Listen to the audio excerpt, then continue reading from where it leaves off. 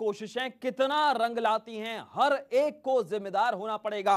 न सिर्फ विकसित और विकासशील देशों को अपनी अपनी जिम्मेदारी समझनी होगी, तय करनी होगी, बल्कि आम इंसान को भी जिम्मेवार होना होगा। जो तमाम मुद्दे हैं ग्लोबल वार्मिंग से जुड़े हुए, हम हर रोज आपके सामने आते हैं एक नया मुद्दा लेकर, और आज हम बात कर रहे हैं कोपेनहेगन में जिस तरह से जिम्मेदारी तय की जा रही है, जिम्मेवार होने की कोशिश की जा रही है, जिम्मेदारी का जलसा लगा है, हर एक को जिम्मेदार होने की कोशिश करनी है, होना है। हमारे साथ राजीव रंजन प्रसाद फोन लाइन पर जुड़े हुए हैं, जाने माने कवि हैं, साहित्यकार हैं। राजीव जी, बहुत बहुत स्वागत है। हर इंसान की जिम्मेवारी तय करने की हम कोशिश कर रहे हैं, मुहिम लगातार चला रहे हैं। मौसम जिस तेजी से बदल रहा है, ग्लोबल वार्मिंग जिस तेजी से असर दिखा रही है, लोगों पर फर्क पड़ रहा है, हम उन्हें जिम्मेवार करने की कोशिश कर रहे हैं। अपनी भाषा में कैसे कहेंगे आपके जिम्मेवार होइए?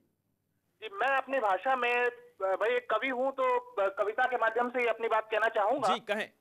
जी, एक कविता है आखिरी बार। जी। उस रात जब मैं धरती को देख नहीं पाता था, जी।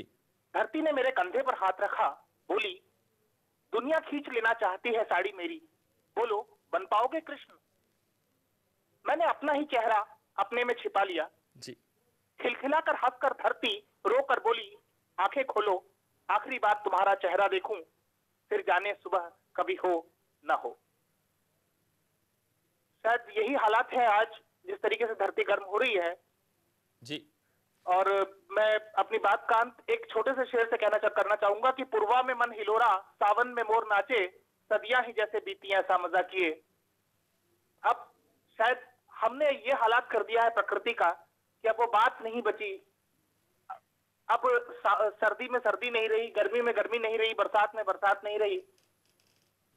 जी, सर्दी में सर्दी नहीं रही, गर्मी में गर्मी नहीं रही, बरसात में बरसात नहीं रही। मौसम चक्र जिस तेजी से बदला है वो सब हम जानते हैं, ग्लोबल वार्मिंग की वजह से ये सब हो रहा है। तमाम बातें की जाती हैं, प्रलय की बातें अक्सर की जाती हैं कि माया सभ्यता में कहा गया है 2012 तक प्रलय आ जाएगी, तमाम ज्योतिषी भविष्यवाणी करते हैं, लेकिन उन सभी भविष्यवाणियों को दरकिनार कर भी दिया जाए तो भी ग्लोबल वार्मिंग जिस तेजी से असर दिखा रही है हम सब की जिंदगी पर, अस्तित्व पर, दूर नहीं लगता वो प्रलय का मंजर। भले प्रलय ना हो लेकिन जिंदगी दूभर हो गई है। बहुत बहुत शुक्रिया राजीव रंजन जी, आपने वक्त निकाला और लोगों को जागरूक करने की कोशिश की। हम लगातार यही कोशिश कर रहे हैं, ग्लोबल वार्मिंग से आप सचेत हों, जागरूक हों, इसीलिए लगातार ये मुहिम चला रहे हैं। छोटा ब्रेक लेंगे, ब्रेक के बाद देखेंगे कोपेनहेगन में कैसे हो रही है जिम्मेदारी तय।